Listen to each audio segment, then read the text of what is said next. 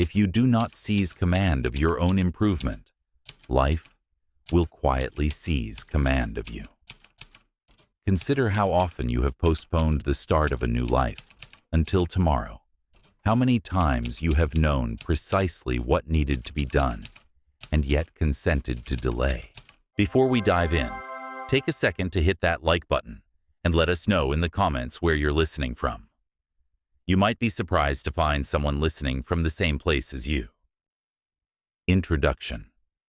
Most people are not defeated by a lack of potential. They are sedated by comfort. Comfort, however, is not neutral. It is a slow entropy that loosens the will, blunts the edge of attention, and disguises decline as rest. This work speaks to those who are weary of circling the same habits and who desire to cross the threshold where intention becomes movement. This is not an indictment of laziness, so much as a study of authority. Too often we let transient feelings govern permanent outcomes. You feel tired, so you skip. You feel unmotivated, so you defer. But the nervous system is plastic. It wires itself according to what you repeat. Every time you act in spite of mood, you teach the brain that action, not emotion, is the signal that matters. Every time you bow to feeling, you rehearse surrender. Neuroplasticity is impartial. It will make you excellent at whatever you practice avoidance or courage. The spiritual law mirrors science. In a universe ordered by cause and effect, energy follows attention. What you give your behavior to, you give your future to. Unfinished tasks do not vanish. They accumulate as psychic weight open loops that leak your vitality. Avoided conversations, neglected spaces, and delayed decisions store stagnant energy that must be paid for later with interest. Growth begins the moment you face what you have been postponing, not when conditions become ideal. There is no ideal day. There is only the day you decide your word outranks your mood. We live in a culture of noise, scrolls, alerts, and performative productivity, yet the nervous system respects clarity, not noise. Mirror neurons attuned to conviction. Identity forms beneath the level of talk by means of consistent action. You do not need bigger words. You need stronger ones, spoken first to yourself through what you do. Keep your promises in private, and your presence will carry weight in public. This is the alchemy of discipline intention, transmuted through repetition until character becomes inevitable. If you are waiting to feel ready, you will wait your life away. Readiness is not a precondition for action. It is its consequence. Move first. The chemistry follows. Dopamine is not merely a reward for finishing properly directed. It becomes a compass that binds satisfaction to meaningful effort. Likewise, on the spiritual plane, alignment is not a mood, but a frequency calibrated by daily choices. The food you choose when you are weary, the words you speak when you fail, the boundaries you keep when no one is watching. Each choice is a vote cast into the field that shapes what returns to you. Let us be precise about what this book demands: honesty instead of performance, responsibility instead of rationalization, action instead of aspiration. You will clean your space before you clean your mind. Do what you said regardless of weather in your chest. Speak to yourself as a builder, not a saboteur. Measure deeds, not daydreams, and refuse the soft negotiations that keep you average. You will learn why movement restores energy, how attention is a finite currency, how small victories compound into identity, and why self-respect is the spiritual gate through which all sustainable improvement must pass. No rescuer is coming. That is not a sentence of despair. It is your liberation. When you cease outsourcing authority, you recover power. You will stand up and repair what you have ignored. You will practice the sacred art of beginning today, not when you feel worthy. On the other side of that beginning, you will breathe differently, walk differently, and think with a cleaner light. Growth has never been as far as it seemed. It has always waited behind a single decision honored with action. Start here. Start now. Chapter 1. Stand up and face what you ignore. What is truly difficult in life? It is not the task you have been postponing for weeks or even years. The harder burden is the silent cost of avoidance.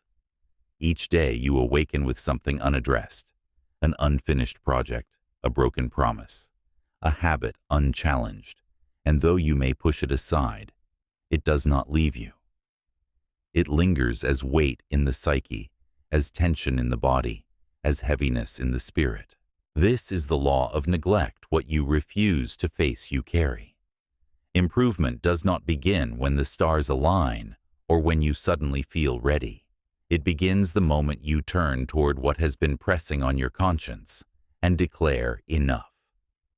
This act is not simply motivational. It is neurological. Studies on procrastination reveal that the stress response is triggered by avoidance, not by action. The brain interprets every delay as danger, unresolved, amplifying anxiety. Yet paradoxically, the very act of confronting the task reduces the load. A single step transforms dread into motion. The nervous system calms, the burden shrinks, and momentum begins. On a spiritual plane, avoidance is a debt owed to the soul. Energy left incomplete circles back, demanding closure. The ancients spoke of karma, not only as the grand cycles of lifetimes, but also as the immediate feedback loop of unfinished energy. A postponed decision, a conversation never held a truth. You conceal. These are all fragments of power locked away from you. Until you face them, you remain divided, half of your essence living in the present, half trapped in what you deny. The mind loves to whisper, "I will start tomorrow," but tomorrow is a mirage. There is only ever the threshold of now. Each time you promise yourself later, you reinforce a weaker identity. And identity is built not in one grand gesture, but in 1,000 silent agreements. The choice to delay, the choice to look away, the choice to accept the weight of neglect. Over time, those agreements calcify into character, and character is destiny. So how do you reclaim yourself? Begin small, but begin honestly. If your room is messy, clean a single corner. If your finances are chaotic, log in and face the numbers. If your health is unraveling, take a walk and drink clean water today, not tomorrow, today. These actions are more than tasks. They are rituals of reclamation. Each one says to your nervous system, "I am no longer running." Each one signals to the universe, "I am taking responsibility for my vibration." It is not the grand dramatic goals that crush us. It is the quiet betrayals we commit against ourselves. The promise to begin again next week. The soft indulgence of delay, disguised as self-care. The truth is gentler and harder. The longer you wait, the further you drift from the person you know you could become. Courage is not a lightning bolt of emotion. It is the simple, sacred act of choosing to act while afraid, while unmotivated, while uncertain. When you stand up to what you have ignored, something subtle shifts. Breath deepens, shoulders square. A faint electricity rises in the body. This is not illusion. It is biology meeting metaphysics.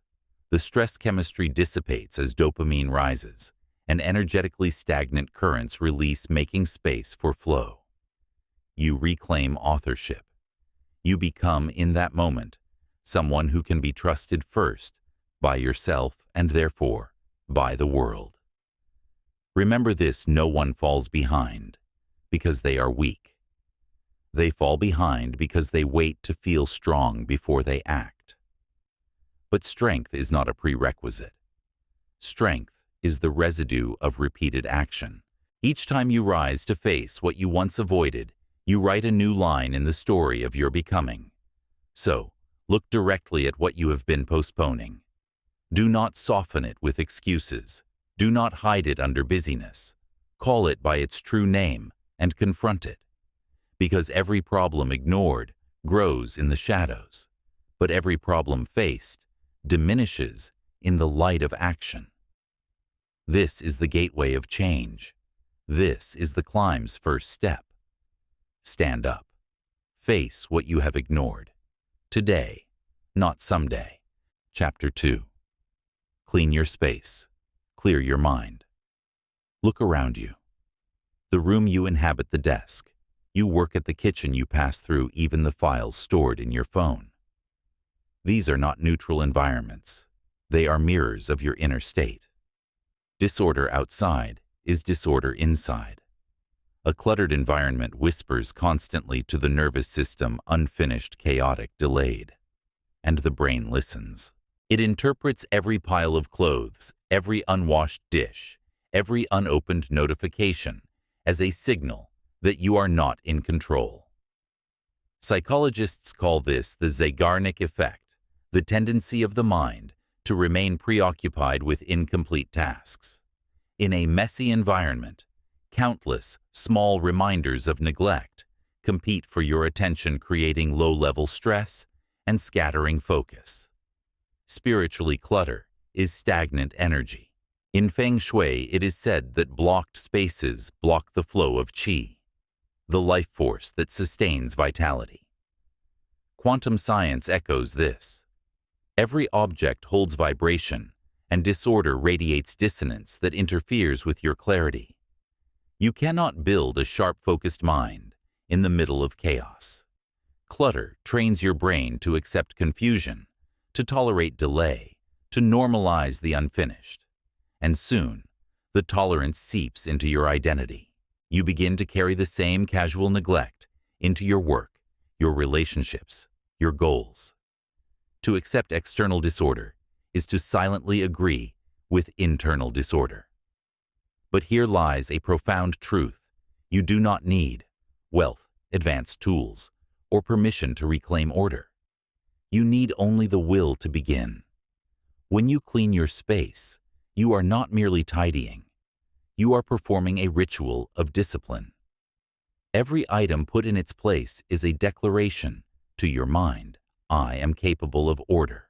Every drawer emptied is a message to your spirit, I release what no longer serves me. Every surface wiped is an energetic reset, turning stagnation into flow. Notice what happens when you finish even a small cleaning task. The air feels lighter, breath moves more freely. A subtle satisfaction rises not because of the tidy corner, but because your nervous system registers accomplishment. Dopamine is released, self-respect flickers alive, and momentum awakens. One action leads to another. The cleared desk leads to clearer thoughts. The organized closet leads to sharper decisions.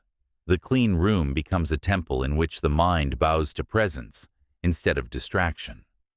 This discipline extends to your digital space as well. A phone flooded with unused apps, a laptop drowning in old files, an inbox filled with unanswered emails. These are not harmless clutter. They are portals through which your attention leaks. Every notification is a tug on your energy field. Every unnecessary scroll is a micro-negotiation with weakness. By clearing these, you take back fragments of your power that have been dispersed. Spiritually cleaning is an act of respect. You honor your body by giving it a place of rest that soothes. You honor your mind by creating a field without noise. You honor your soul by preparing a space where inspiration can descend. Many traditions treat the act of sweeping or decluttering as sacred, not because dust itself is holy, but because the ritual cleanses the subtle body, allowing energy to circulate freely. People often say they are too tired or unmotivated to take control of their lives. Yet the first medicine is often this simple: reclaim your space. When your environment reflects order, your mind mirrors it. When your surroundings speak of intention, your energy rises to match. Start small. Fold the clothes. Wash the cup. Clear one folder. Delete one app. It is not about perfection. It is about signaling to yourself that you matter enough to live in clarity. Over time, these signals build identity. You become someone who acts, not someone who tolerates. Someone who creates alignment, not someone who accepts chaos. Remember, this improvement rarely begins with lofty goals or abstract philosophies. It begins in the most practical of places: the room where you sleep, the desk, where you work, the digital sphere, where you spend your hours. Clean your space, and you clean your mind. Clean your mind, and you clear the path for your spirit. Chapter 3. Do what you said, even when mood shifts. It is easy to make promises when energy is high and the mind is filled with optimism. In those moments, you feel invincible. I will rise early. I will finish the project. I will eat clean. I will not waste time. Yet when the glow fades, when fatigue whispers, when frustration creeps in, the promises dissolve like mist. This is where most lives remain stuck, not because of incapacity, but because of inconsistency. Growth begins at the very point where your mood no longer supports you. It begins in the hour when your feelings are against your commitments. Anyone can act when it is convenient. Mastery is proven when action persists despite resistance.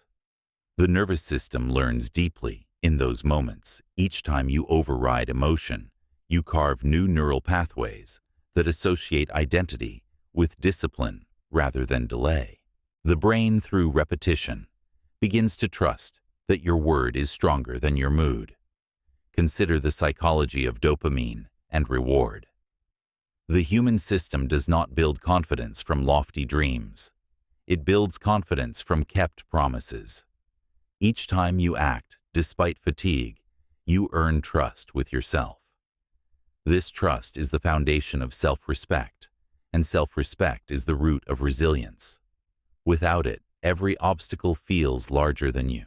With it, every obstacle becomes another chance to prove your strength. Spiritually, this is a sacred contract. When you say, "I will," the universe listens. To break your word to yourself is not merely personal, it is energetic.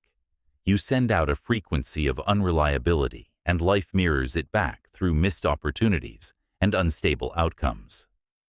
But when you honor your commitments in silence, you broadcast integrity, and the cosmic field bends to align with your consistency.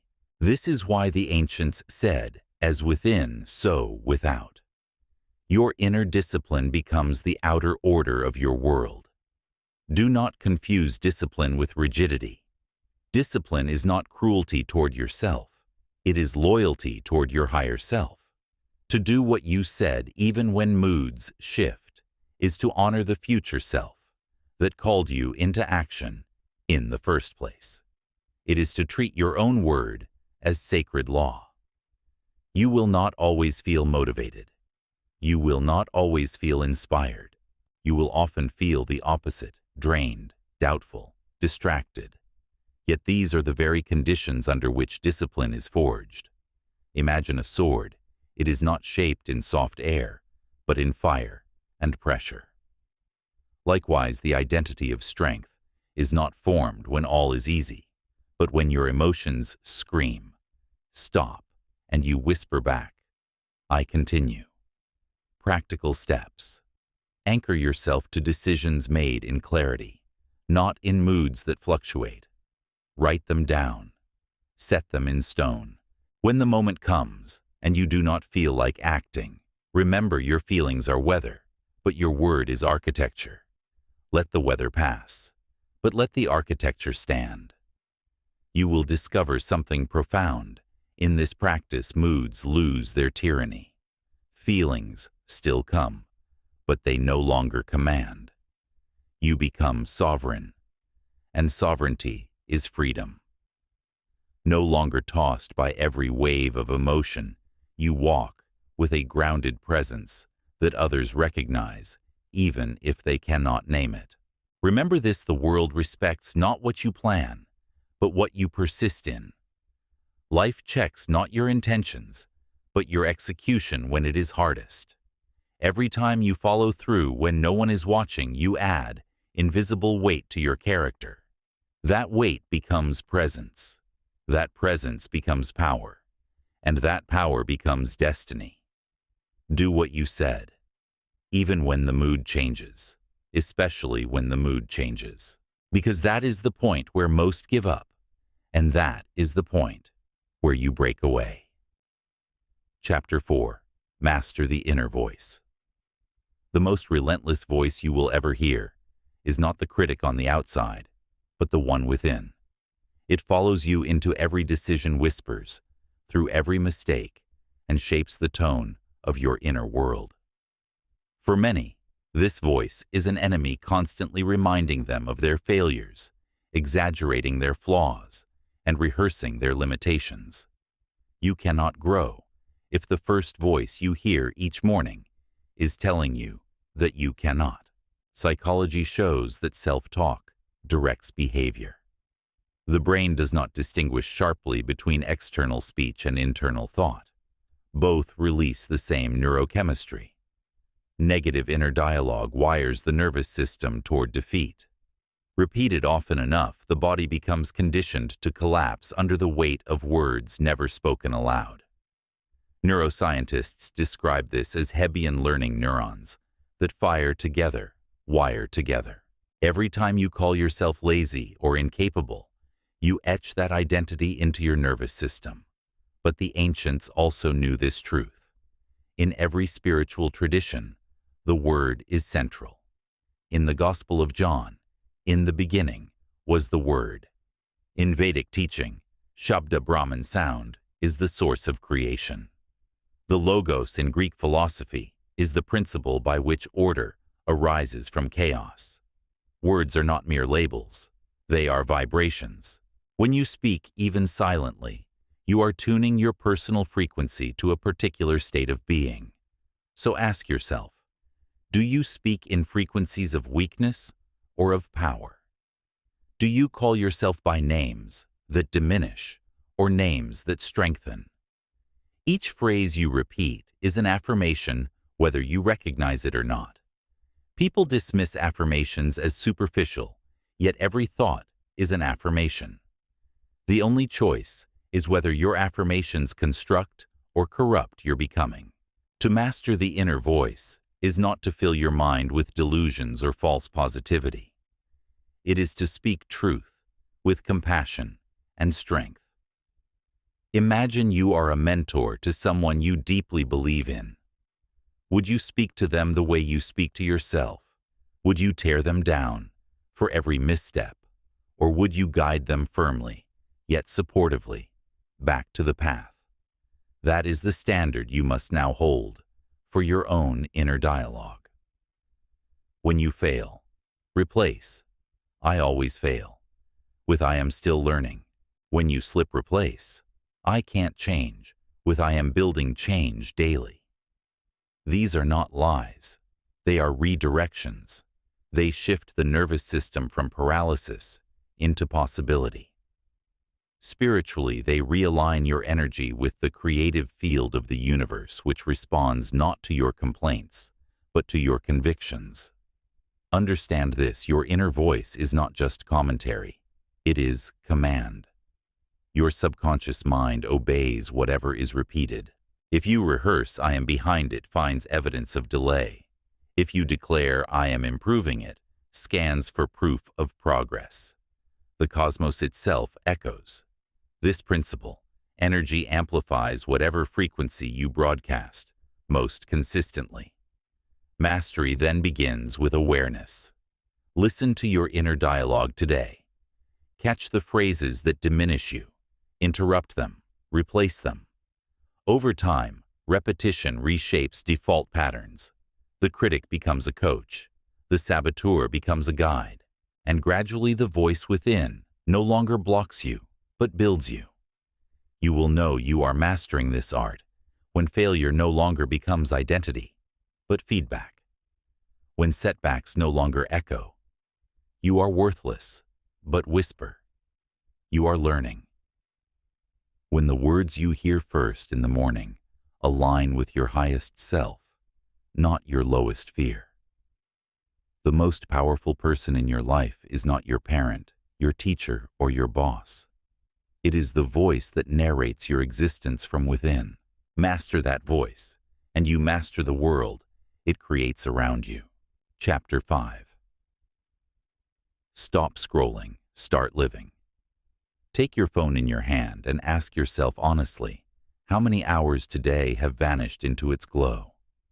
Not just the necessary moments of connection, but the idle swiping, the endless refreshing, the unconscious scrolling that leaves you both stimulated and strangely empty.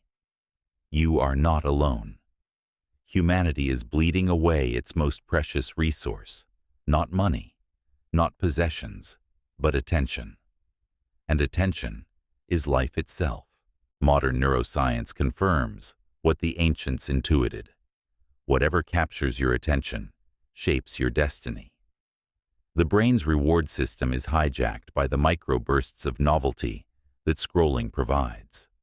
Each swipe delivers a small release of dopamine, keeping you hooked in a cycle of searching without finding, consuming without creating. But like sugar to the body, this false nourishment eventually leaves the mind exhausted, unfocused, and hungry for more. Spiritually, this is a theft of your life force. In yogic language, it is the leaking of prana. In Taoist thought, it is the dissipation of qi. In Hermetic philosophy, it is the scattering of vibration into noise. Every moment of unconscious scrolling is not neutral. It is a surrender of sacred energy. The time you trade for distraction is time withheld from building, from loving, from becoming. Look at the pattern: a few minutes in the morning, a glance at lunch, a stretch before bed, hours gone silently. And what remains? Other people's opinions, fragments of news you did not need, images of lives you do not live. None of it adds to your strength, your clarity, or your purpose. Yet the minutes compound into days, the days into years, until the life you dreamed of is buried under a mountain of digital dust. This is not a call to abandon technology. Tools are neutral. It is our relationship with them that creates bondage or liberation. Your phone can be a gateway to knowledge, to connection, to growth, but only if you control it. The danger is in forgetting that every swipe is a choice, and every choice is a direction. When you scroll without purpose, you are drifting. When you act with intention, you are steering. So what is the antidote? One useful thing. When the impulse to scroll arrives, pause. Ask yourself what one action, no matter how small, would actually move me forward. Wash the dish. Send the message. Take the walk. Open the book. Begin the plan. Action reclaims the energy that distraction steals. The moment you complete one useful task, you shift state. Dopamine is released not from consumption, but from creation. The body feels lighter, the mind clearer. Momentum begins. Spiritually, this is a ritual of presence. When you choose action over scrolling, you declare to the universe, I value my time. I honor my energy. I choose creation over consumption. The field of reality responds. Energy flows back into your life because you are no longer leaking it away. Do not underestimate this shift. A single day without wasted scrolling feels profoundly different. Focus sharpens, conversations deepen, sleep becomes more restful. You notice details that were invisible before. because your mind is no longer clouded with noise. This is not merely productivity. It is alignment with life itself. Understand time cannot be refilled. Every wasted hour is an offering you cannot retrieve. But every reclaimed hour becomes a seed. Plant it in something useful, and the harvest compounds. Skill deepens. Confidence rises. The path clears. So begin now. Not tomorrow. Not after one more video. Now. Put the phone down. Breathe. Choose one act that matters, however small. Do it. Then another. Then another. In time, action becomes habit, becomes identity, and identity becomes destiny. Stop scrolling. Start living. The world does not need another passive consumer. It needs the presence of you awake, disciplined, and alive. Then Chapter 6. Eat to fuel, not to escape. There comes a moment in every day when the body feels heavy, the mind dull, and the spirit restless. In that moment, most people reach for comfort disguised as food, the sweet, the greasy, the quick. It tastes like relief, but soon becomes regret. This is not hunger. It is escape.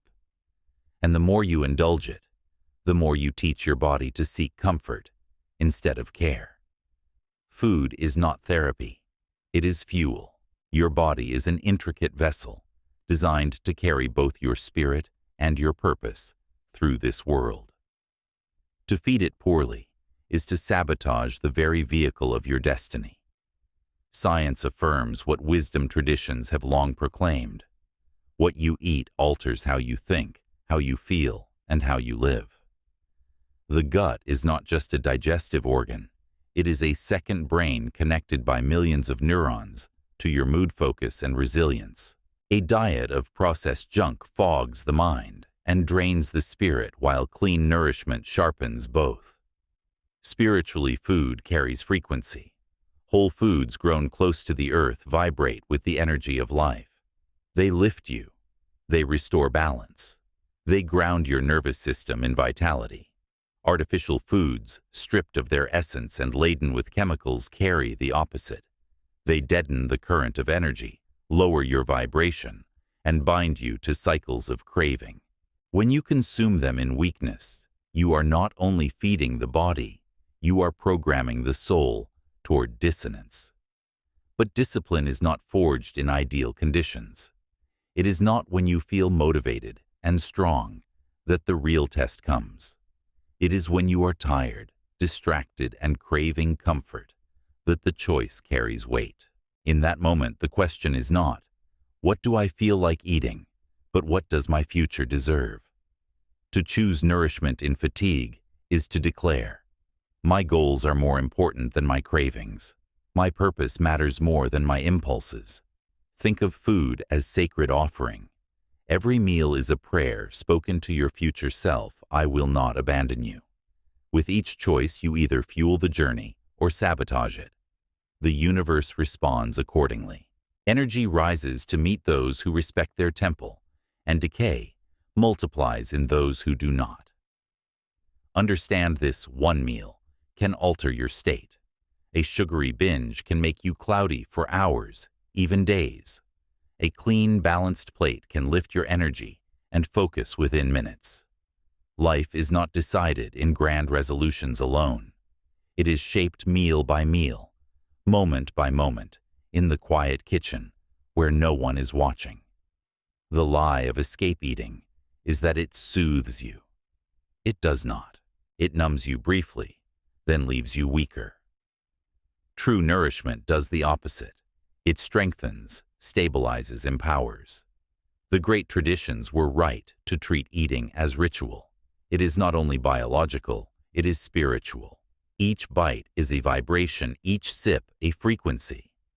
You are either aligning with vitality or drifting toward decline.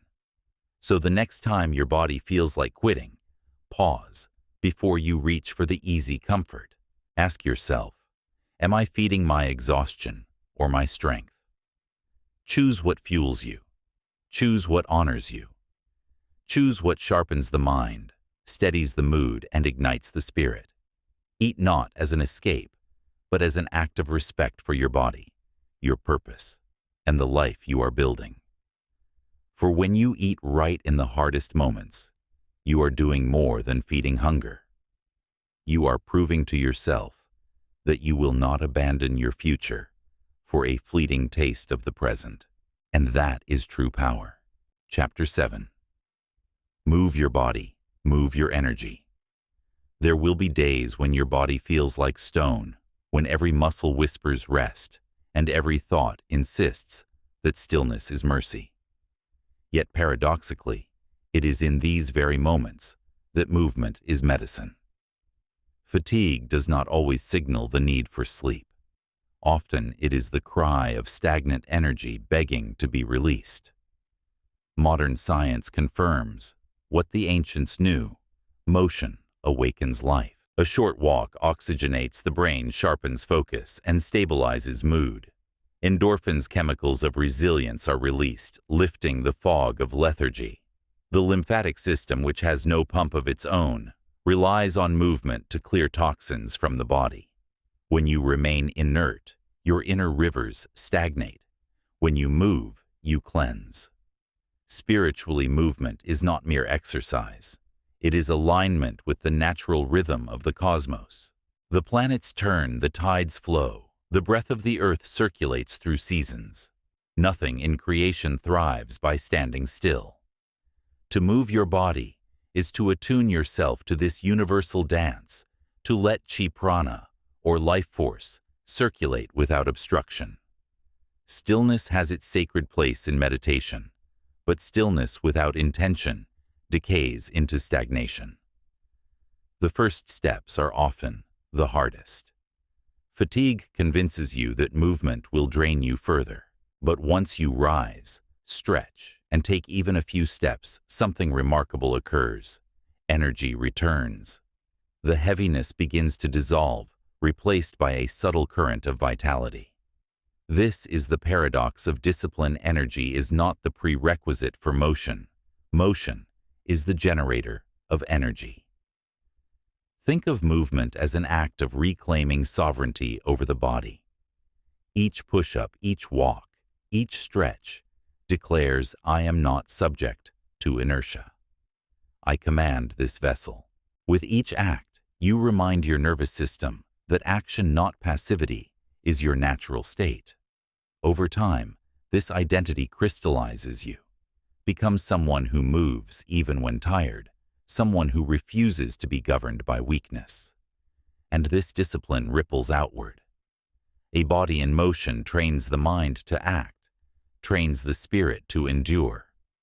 You begin to notice that after moving, your thoughts are sharper, your emotions steadier, your self-respect stronger.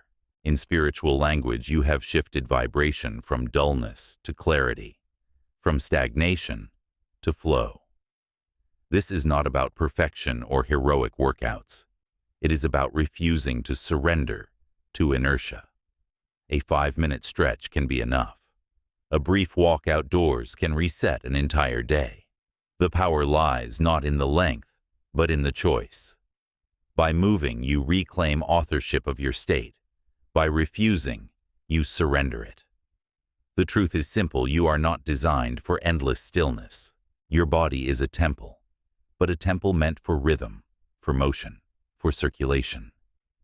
Each time you move, when it feels most difficult, you affirm life. You tell yourself and the universe, I will not stagnate. I will flow. So when the heaviness comes, when the day feels too heavy to rise, do not wait for strength to descend upon you. Create it. Move your body gently, firmly, intentionally. In that motion, your energy awakens, your spirit reclaims its ground, and your future self whispers gratitude. Strength is not waiting for perfect energy to act. Strength is acting to summon the energy you need. Move your body. Move your energy. Move your life. Chapter 8. Track actions, not intentions. Every day, people make noble promises to themselves. I'll wake up early. I'll eat clean. I'll finish the project. I'll stay focused. And every night they look back and realize that most of what they promised never became real. They confuse the warmth of intention with the fire of action. But the universe does not respond to what you mean, it responds to what you do. In psychology, this is known as the intention-behavior gap. We overestimate our progress simply because we intend to change.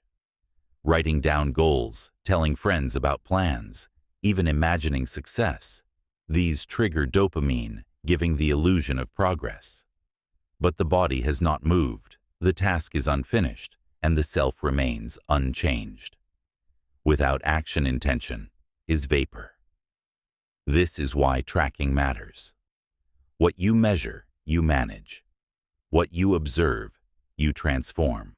The brain thrives on feedback loops. Evidence of action strengthens motivation far more than vague hope ever could.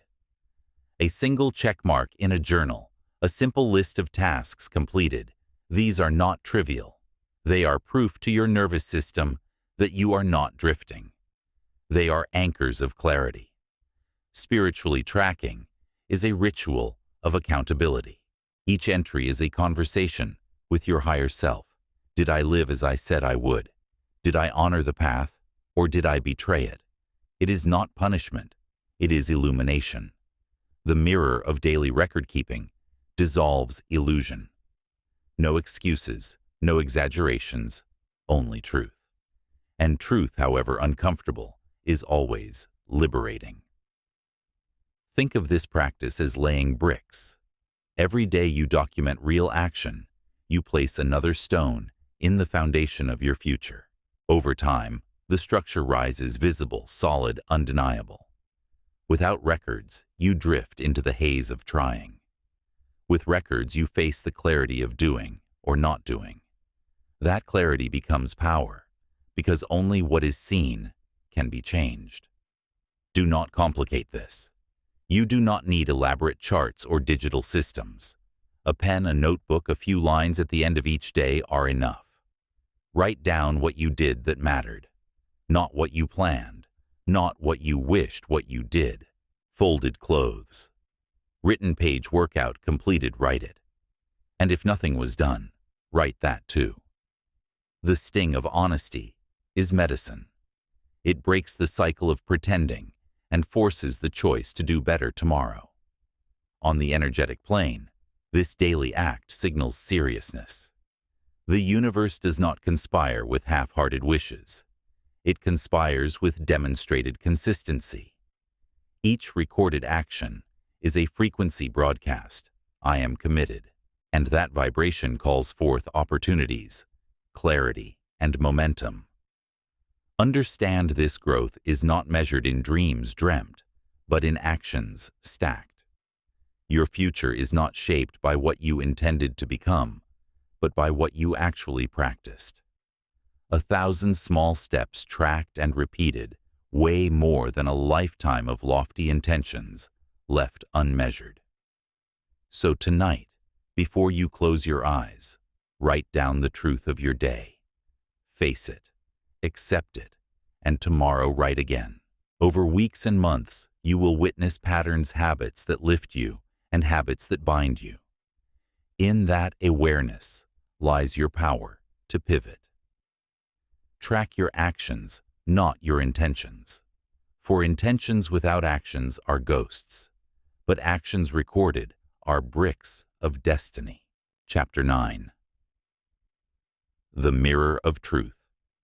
Stand before a mirror, not to adjust your hair, not to perfect your clothing, not to examine your face. Stand there to confront the only person who knows the full truth about you. In that reflection, there are no excuses, no applause, no disguises. There is only you. The mirror does not flatter. It does not negotiate. It simply reveals. Most people avoid this raw honesty. They look into mirrors daily, but rarely for truth. They prefer filters, distractions, and stories that soften the reality. Yet avoidance does not dissolve the truth. It only delays it. And the longer you delay, the heavier it becomes. True growth begins the moment you stop lying to yourself. Psychologists speak of cognitive dissonance, the tension that arises when actions do not align with values. Many soothe this tension with rationalizations. I've just been busy. I'll start tomorrow. At least I'm better than others. But these narratives are illusions. They provide temporary comfort while quietly corroding self-respect. The brain learns that excuses are acceptable substitutes for action, and the cycle of stagnation deepens. Spiritually, the mirror is more than glass. It is a symbol found in every tradition, a reminder that the outer world reflects the inner state. In Buddhism, the mind is described as a mirror that becomes obscured by dust. In Sufism, the heart is polished like a mirror to reflect divine light.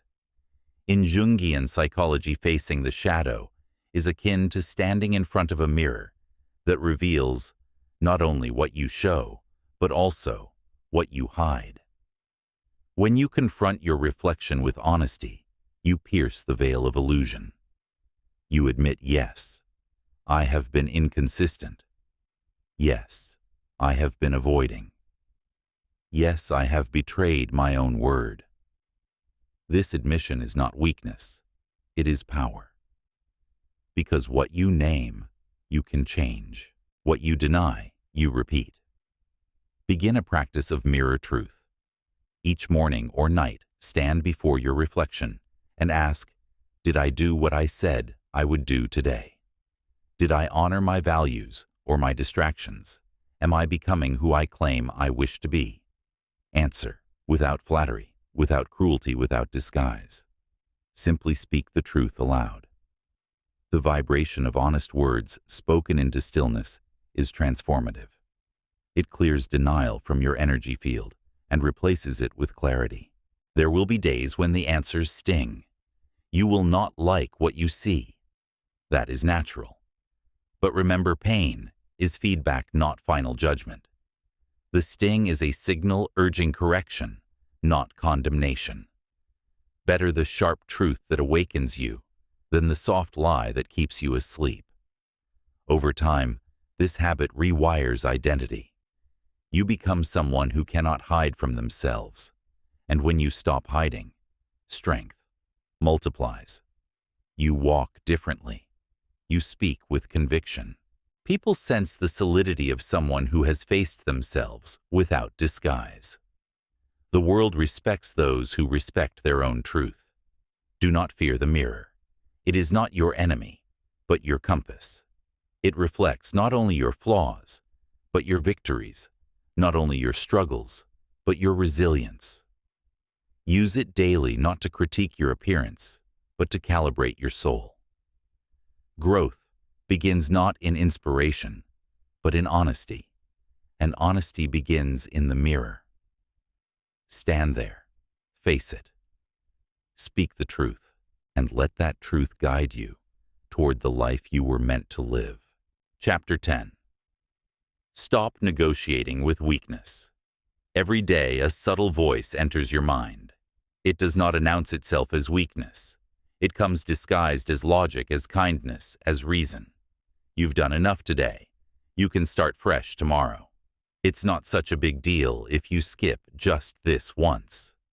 This voice is seductive because it sounds gentle.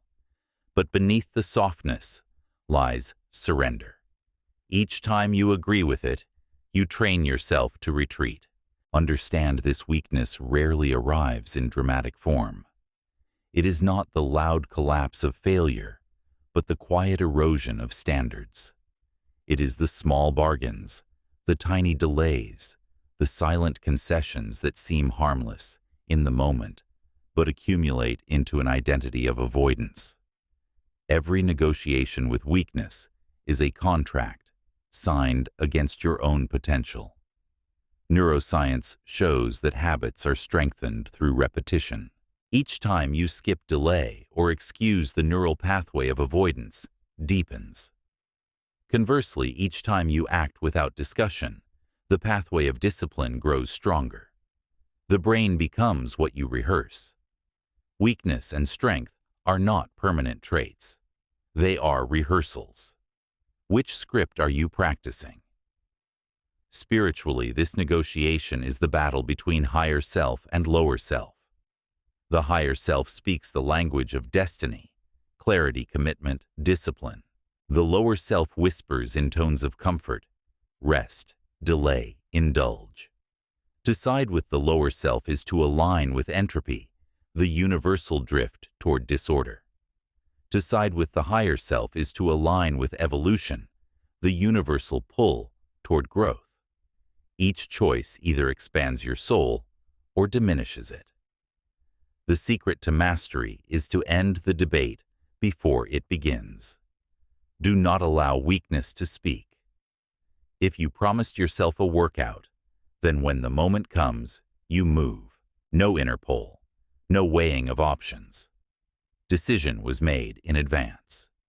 This is the essence of discipline, predetermined loyalty to your higher self.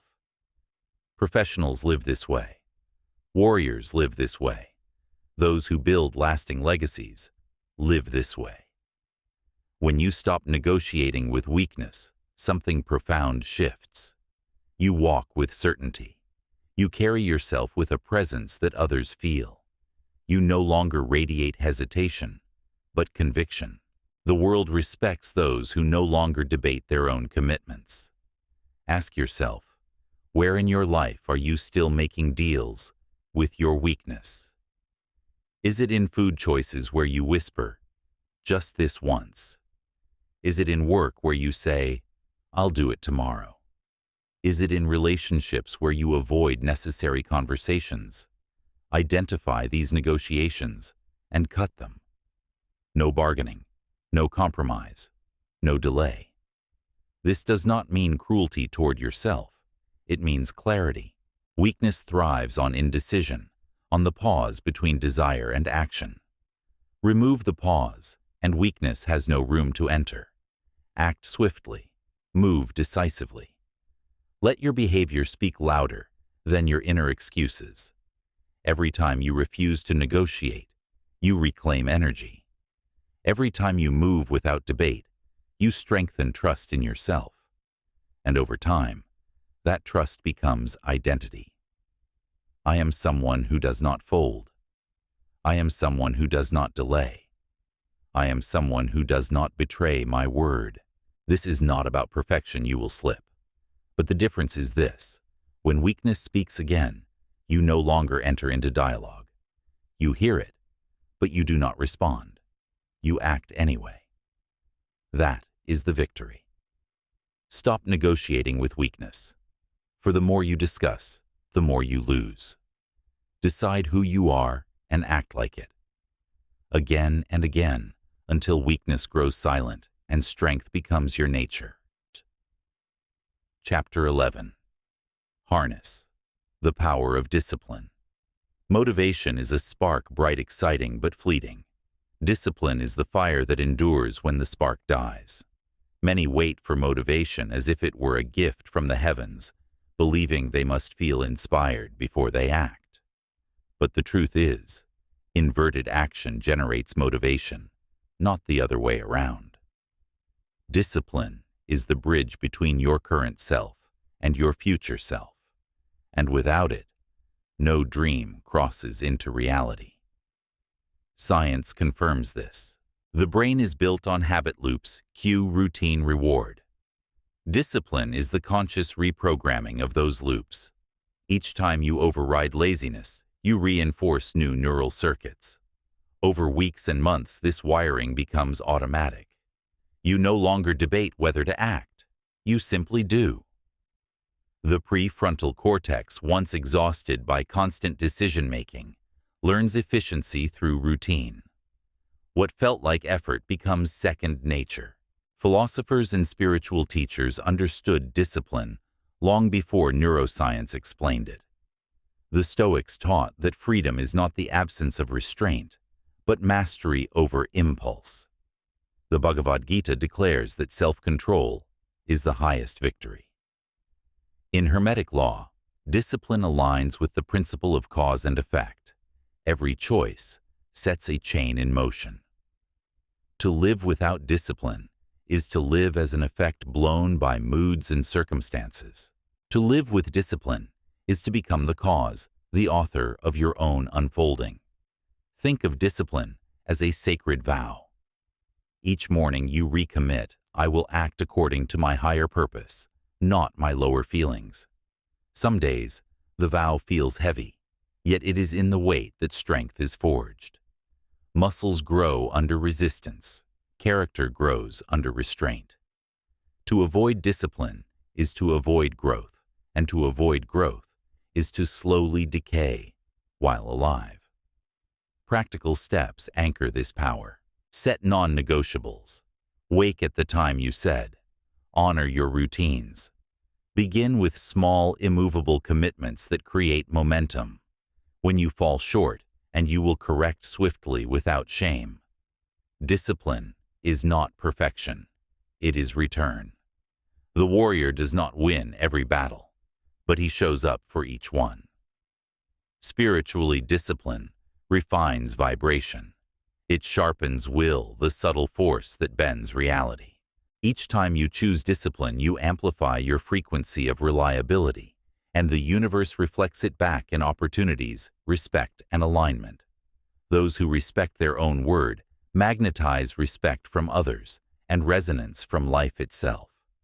There will always be a voice offering escape. You deserve rest. Skip today. It doesn't matter. But another voice, quieter, yet stronger, whispers, do what you said. Keep the vow. The practice of discipline is listening to that higher voice until it becomes the only one you obey. When you live with discipline, confidence rises, not because life is easy, but because you trust yourself. Trust is the true reward. You know that even when you falter, you will return.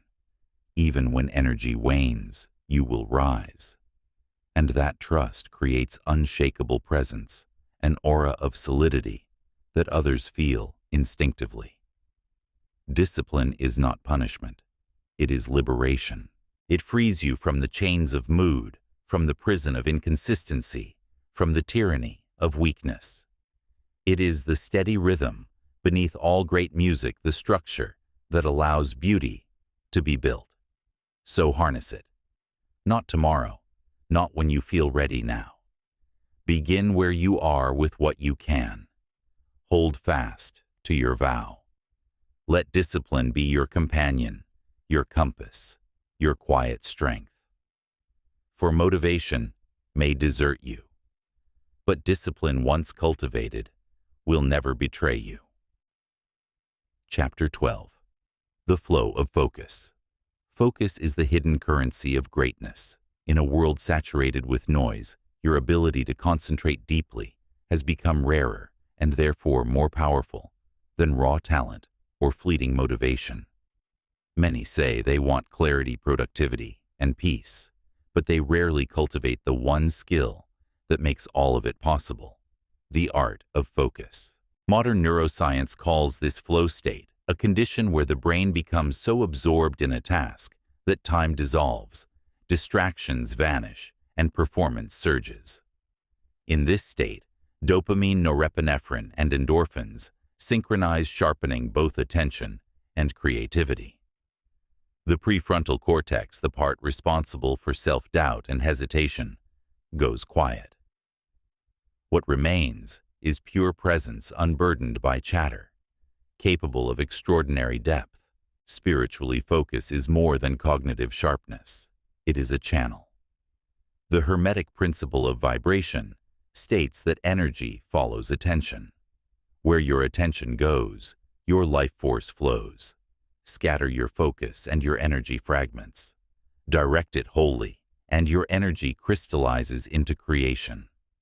This is why sages meditate, why monks chant, why mystics pray, not to escape life, but to unify attention until the spirit aligns with the cosmos. Yet most squander focus on trivialities. They live in permanent distraction, alerts, buzzing screens, glowing minds fractured. The cost is not just lost time, but lost depth. Shallow focus produces shallow living. True fulfillment demands immersion, the kind of deep attention where you lose yourself, and in losing yourself, you find expansion. How then do you enter the flow of focus? Begin with environment. A cluttered space invites a cluttered mind. Remove distractions as a ritual of respect for your own potential. Then set intention. One task, one purpose, one present moment. Multitasking is a myth. The brain does not divide it, switches rapidly exhausting itself. Focus is single-mindedness, devotion to the task before you. Next, surrender to rhythm. Notice your natural cycles of energy, your circadian highs and lows.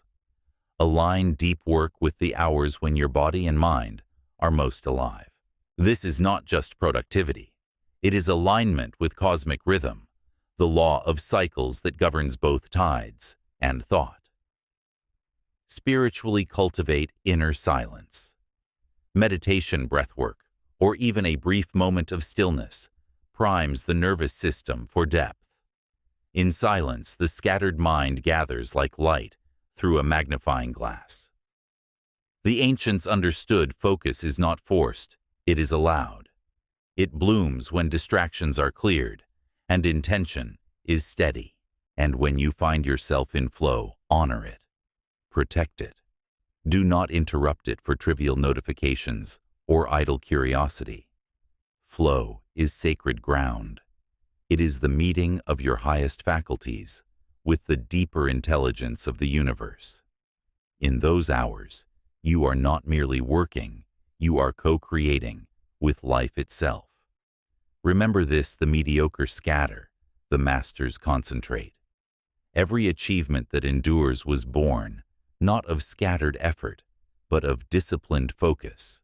And every moment you reclaim your attention, you reclaim a piece of your destiny. So train your mind to flow. Enter it daily, fiercely, reverently. For in the flow of focus you will discover not only sharper work, but a sharper self, a being aligned, present, and powerful. Chapter 13. Mastering Emotional Resilience. Life does not ask if you are ready. It sends storms without warning, waves without pause, and trials that test the depth of your spirit. Many people crumble under the weight of emotion, anger, sadness, fear, anxiety, because they mistake feeling for destiny. But emotions are not final truths. They are weather-transient conditions of the inner sky. To master emotional resilience is to remember that clouds pass, storms break, and the sun always returns. From a scientific perspective, emotions are chemical messengers, temporary surges of neurotransmitters and hormones. Anxiety, for instance, is the brain flooding the body with cortisol in preparation for imagined danger. Joy is dopamine and serotonin dancing in balance. None of these states are permanent. They shift with thought, breath, and choice. Yet when we identify too strongly with emotion, we allow a passing cloud to define the entire horizon. Spiritually, emotions are waves upon the ocean of consciousness. The ocean itself, your deeper being, remains vast and unmoved. A wave may rise violently, but it always falls back into stillness. The wise do not deny emotion, nor do they drown in it. They ride the wave observing, without clinging, knowing they are the ocean, not the surge. Resilience is not the absence of pain. It is the capacity to remain whole while pain moves through you. It is the ability to bend without breaking, to feel deeply, without becoming imprisoned by what you feel. Like bamboo that sways with the storm, yet stands tall after the winds pass. Resilience is flexibility in strength. How is it cultivated? Begin with awareness. When emotion rises, pause. Name it without judgment. This is fear. This is anger. This is sadness. Neuroscience shows that labeling emotion reduces its intensity. Naming transforms chaos into clarity. Next, shift the body. Breathwork is the ancient key. Slow, deep breathing signals the parasympathetic nervous system to calm the storm, lowering heart rate and soothing the mind. Movement, too, releases trapped energy. Walk, stretch, or exercise to remind your body that it is not a prisoner of emotion. Then reframe. Ask, what is this emotion teaching me? Every feeling is information. Anger points to boundaries crossed. Fear reveals where growth awaits. Sadness shows the depth of your love and connection. When you see emotion as messenger rather than enemy, resilience blooms. Spiritually, resilience requires surrender, not passive defeat but active trust that every trial carries a seed of transformation. The law of polarity teaches that every difficulty contains its opposite gift. Within fear hides courage. Within grief hides wisdom. Within pressure hides strength. Emotional resilience is the art of extracting the hidden gift rather than collapsing beneath the weight. Over time, resilience becomes identity. You no longer fear feeling. You welcome it, knowing you can endure process and grow. This self-trust radiates outward. People sense it. They lean on you because you do not shake easily, and in supporting them, your resilience multiplies. Remember, storms will come. They always do. But resilience whispers, "This too shall pass. I am not the storm. I am the sky that holds it." And when you live with that truth, no emotion can enslave you. You become both sensitive and strong, both open and unshakable. Emotional resilience is not about controlling life. It is about mastering the self so fully that no matter what life brings you, rise, adapt, and endure stronger, clearer, and more compassionate, with each storm survived. Chapter 14. Building Consistency as Identity. Greatness is not forged in single acts of brilliance, but in the quiet repetition of small disciplined actions over time. Consistency is the rhythm that transforms ordinary habits into extraordinary results. It is the invisible thread that binds intention to achievement, weaving fleeting effort into a lasting legacy. Science reveals why consistency matters. Neurons that fire together wire together. Every time you repeat an action, the neural pathway grows stronger, faster, more efficient. With enough repetition, the brain conserves energy by turning that action into habit. What was once effortful becomes automatic, as natural as breathing. Consistency is not only psychological, it is biological. Spiritually, consistency is alignment. The universe responds not to scattered bursts of energy, but to steady vibration. Just as a tuning fork resonates when struck repeatedly at the same frequency, your life begins to harmonize when your actions echo your intentions daily. Consistency broadcasts your seriousness to the cosmos. I am ready. I am steady. I am committed. And the cosmos answers in kind.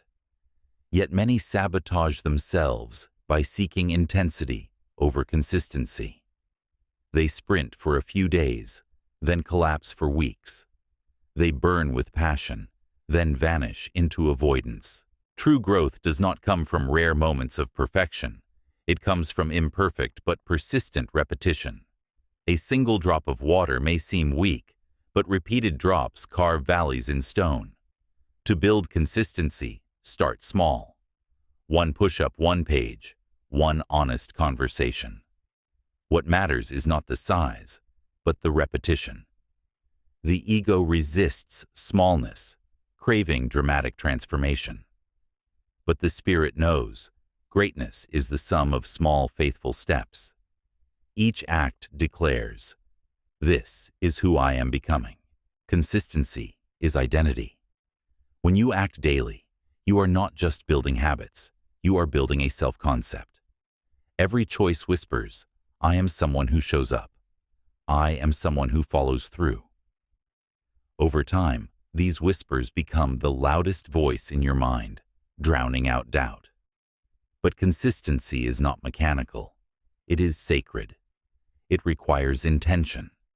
It asks you to align daily action with your higher purpose, not with fleeting moods. Some days will feel heavy. Energy will falter. But consistency thrives on imperfection. Missing once is human. Returning immediately is discipline. The ancients taught ritual for this reason. Repeated acts, whether prayer, meditation, or practice, train the soul to anchor itself. Ritual is spiritual consistency. It creates rhythm with the cosmos, reminding us that persistence is itself a form of devotion. Consider this: the moon does not skip its cycles. The sun does not miss its rising. Rivers do not forget to flow. Nature is consistent, and within that consistency lies power, trust, and stability. To live aligned with nature is to embody that same rhythm within yourself. So commit not to dramatic bursts, but to steady steps. Let your actions, however small, echo across days, weeks, and years. Build the identity of consistency until it is no longer something you do, it is who you are. For when you are consistent, you no longer chase change. You embody it. You no longer hope for transformation. You live it. And that identity, grounded in steady repetition, will carry you further than passion, luck, or talent ever could. Chapter 15. Embracing failure. As fuel. Failure is not the opposite of success. It is the raw material from which success is built. Yet many fear it, hide from it, and interpret it as proof of inadequacy. In truth, failure is a teacher disguised in discomfort, a mirror that reflects both our blind spots and our potential. To reject failure is to reject the very process of growth. From a scientific lens, failure is feedback. Each mistake delivers data to the nervous system and the brain. The prefrontal cortex evaluates, adjusts, and rewires pathways for future attempts. This process, known as neuroplasticity, thrives on trial and error. Without failure, there is no adaptation. Just as muscles tear before they grow stronger, the mind must stretch and stumble before it evolves. Philosophically, failure is the tempering fire. Alchemists of old spoke of calcination, the burning away of impurities before gold emerges. Spiritually, failure is the same. It strips away ego illusion and comfort, leaving behind the essence of who you are becoming. Each fall is an initiation, testing whether your desire is strong enough to rise again. The cosmos does not punish with failure. It prepares. Universal law teaches that nothing is wasted. Every setback carries coded wisdom. Every detour redirects toward alignment. Every collapse clears space for what is truer. Failure is the universe asking, are you ready to receive what you claim to want? Will you rise despite this? The resilient see failure not as identity, but as event. They do not say, I am a failure. They say, I experienced failure, and I will extract its gift. This shift in language preserves dignity and transforms shame into strength. Practically embracing failure means reframing it as part of the path. Write down lessons immediately after a setback. What did this teach me about my method, about my focus, about myself?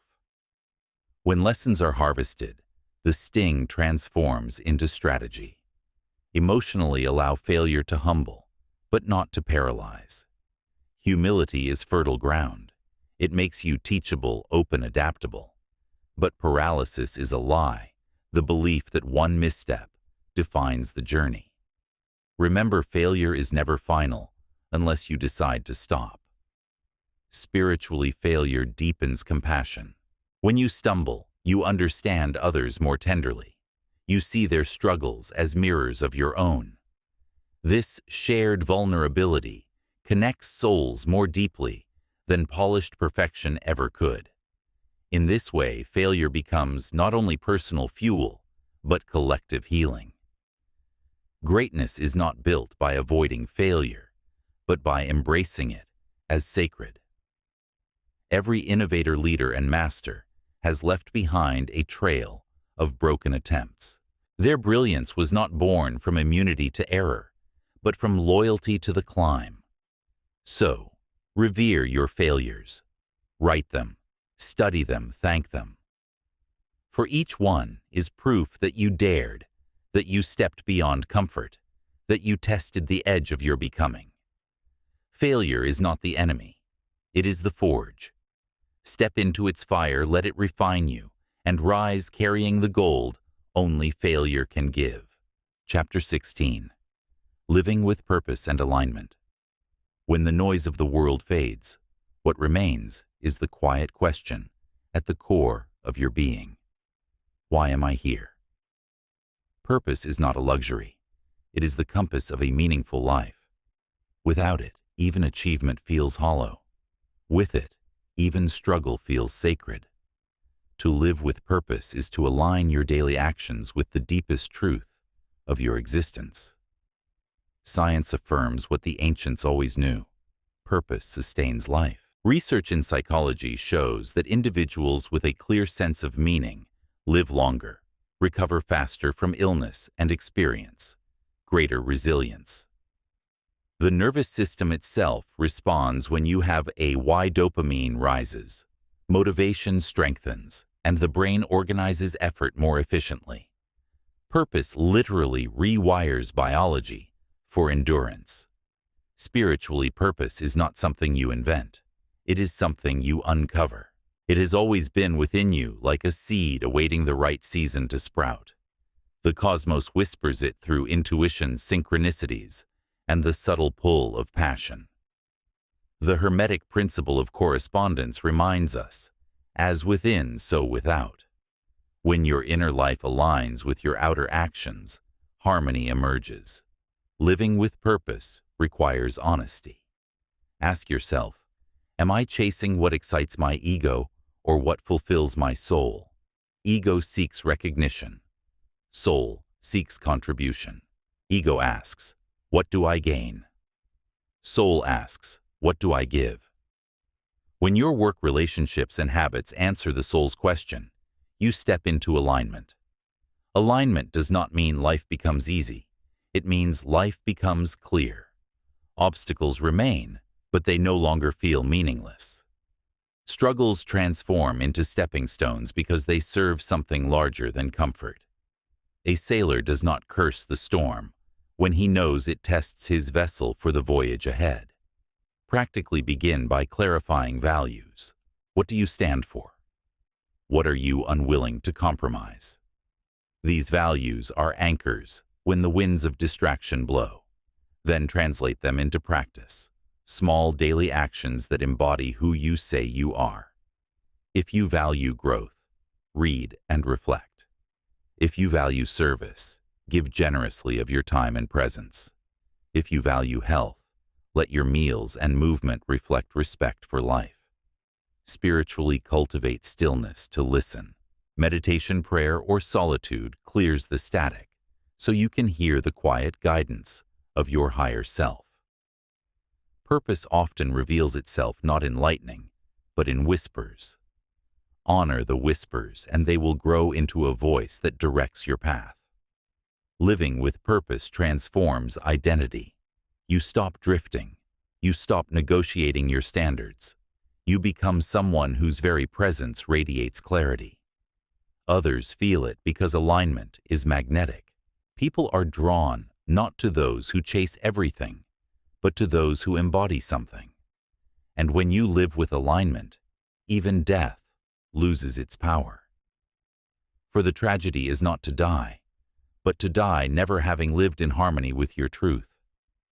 Purpose ensures that your days, whether many or few, burn with meaning, leaving behind light that endures. So ask yourself daily, does this action honor my purpose? Does this choice align with who I am becoming? If yes, continue with courage. If no, realign with integrity.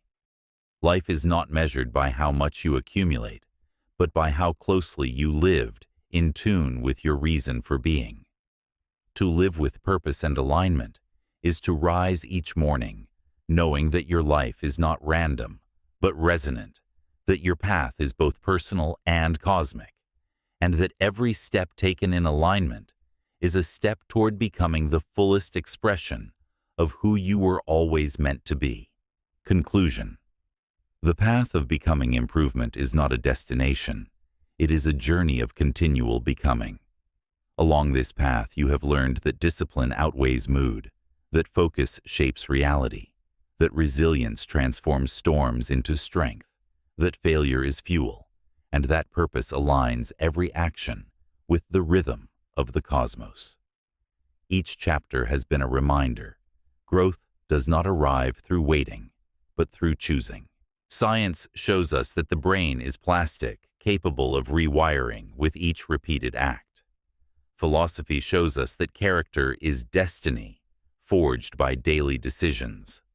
Spirit shows us that energy follows intention, and that by elevating our vibration, we call forth higher realities. Together, these truths weave a unified law. Who you are tomorrow is sculpted by what you do today. The essence of self-mastery is simple, though never easy. Act with intention. Return with discipline, endure with resilience, rise with purpose. Do not wait for permission. Do not negotiate with weakness. Do not chase comfort at the expense of your calling. Instead, live as one who honors their word, who confronts the mirror with honesty, who treats every moment as a sacred chance to grow. Remember, the universe does not reward those who merely wish. It responds to those who align thought, word, and deed into coherent energy. Your habits broadcast your vibration. Your actions carve your destiny. Every small decision is a vote for the person you are becoming. And so the journey is not about perfection, but about return. You will stumble. You will falter. But each time you return, stronger, clearer, more aligned. That return is the essence of growth. The climb never ends, but with each step, your perspective expands, your presence deepens, and your light grows brighter. You are not here to remain average. You are here to rise, to evolve, to embody the higher self that already lives within you, waiting for your courage to set it free. So stand up. Begin now. Clean your space. Keep your word. Harness your discipline. Live your purpose. And let every day be an offering to the greater life you are creating. Because in the end, the question is not whether you can improve, it is whether you will choose to. The path is before you. Step onto it again and again until discipline becomes devotion and growth becomes your very nature. This is the path of becoming. This is the work of a lifetime. And it begins now with you. Thank you for listening with an open mind and heart. If a certain chapter or insight resonated most with you, share it in the comments. You might help someone else find exactly what they need today. Keep this book saved so you can return to its words whenever life calls for reflection or guidance. I wish you health, peace, and wisdom in every step you take.